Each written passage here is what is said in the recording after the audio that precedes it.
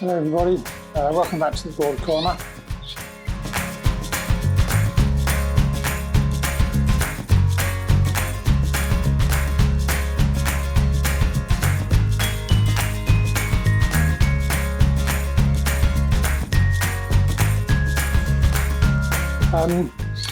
This week's video is a bit of an odd one. I've had some messages, some feedback from various quarters about the videos and the content. Some of them have been pretty unkind.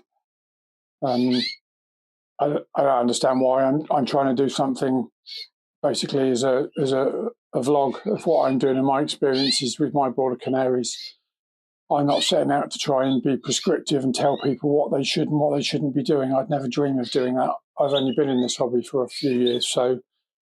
But why there's some people out there that feel the need to say some pretty nasty things and unkind things, that's up to them. So I'm not full of enthusiasm today to do the video. I know it's only it's probably a mindless few, but it's left me feeling a bit cheesed off today, to be honest. So, I mean, at the end of the day, we've all got our own way of doing things. There's multiple different suppliers and providers of egg food, of lots of different condition seeds. And do you put rape in or don't you put rape in? And do you use electricity and have have your lights put on timers? And the hobby is full of all these different things. If you don't, we don't all have to agree on everything that we're doing all the time. But I would never dream of criticising anybody. I'd never dream of saying that what somebody's doing is wrong. As I already said, some of the feedback this week suggests that I'm a bit of an idiot who doesn't know what he's doing. So yeah, probably enough said on that now. I think in a video a couple of weeks ago, I showed you that the cockbirds had all been trimmed, had their tails, their vents trimmed, and their claws cut.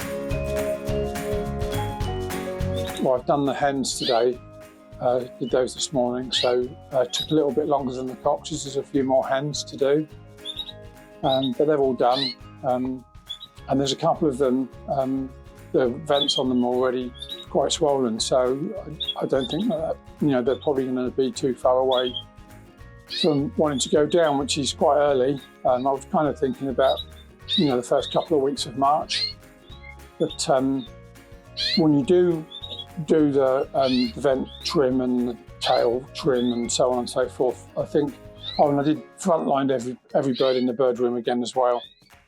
I think when you do that, there is a bit of a knock-on effect to the birds. It does knock them back a little bit. So as you can tell in here now, it's quite quiet compared to some of the other videos that I've been doing, where there's been loads of noise. So But yeah, so they're all done now. So that's front lines for the next sort of, I can't remember. I don't know if I do it 3 monthly. I can't remember now. But yeah, so they're done and dusted for now. So most of them are sulking. They're quite quiet. You can see from this little clip, some of them have taken to roosting on top of the door that I fitted, like the window frame covering that I fitted, which is quite amusing. So I've got a couple up there again now, so I'll show you them up there.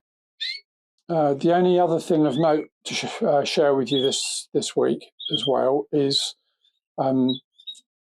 I've been told that the canaries can get frightened by a white bird, and if a white bird appears, then that can really upset either the cock or the hen, whichever way around it is.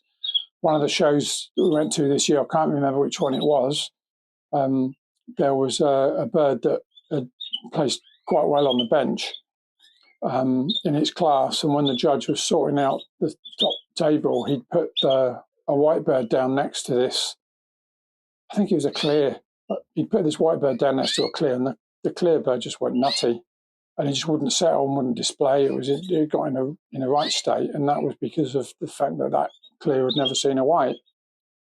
So it's important that if I'm going to try and pair some birds to the white cock and the white hens, it's important that I sort of take some consideration of that. So what I've done is with the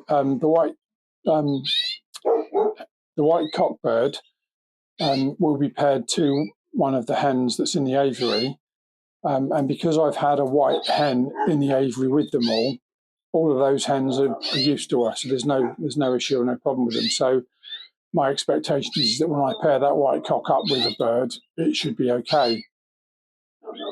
However, with the other side of the coin is with the white hen. Pairing the white hen to a bird, if that cock bird has never seen a white bird, he's going to get in a bit of a mess.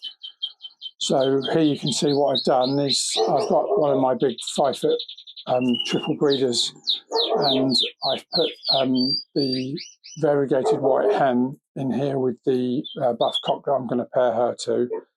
And I'll just leave them in here. They're just going to stay in here together now until I take the wire slider out and then pair them up. So I'll just keep my eye on how they behave. But he was a bit skittish when I first put her in. He settled down quite a lot now though. So we'll see how they get on in the coming weeks. There's not really a lot else to report now. It's before I did all the trimming. It's the volume in here is really loud. I love it when I come in and hear the singing. So I think certainly the cockbirds are nice and fit, and they're all going in the right direction. And as I said earlier, the hens will be knocked back a little bit for a little while. So there's not a huge amount to say about the greenfinches. They're doing okay, and I'm going to study some videos in the coming weeks to work out what's the right thing that I need to be doing with the greenfinches to get them sorted and up to speed where they need to be. So, but other than that, that's about it for this week. So, apologies again for being in a bit of a down mood. But that's kind of really what I've had this week is really taking the shine off of doing the video. So I'll be back next week. So in the meantime, thanks for watching. Keep on birding. Bye for now.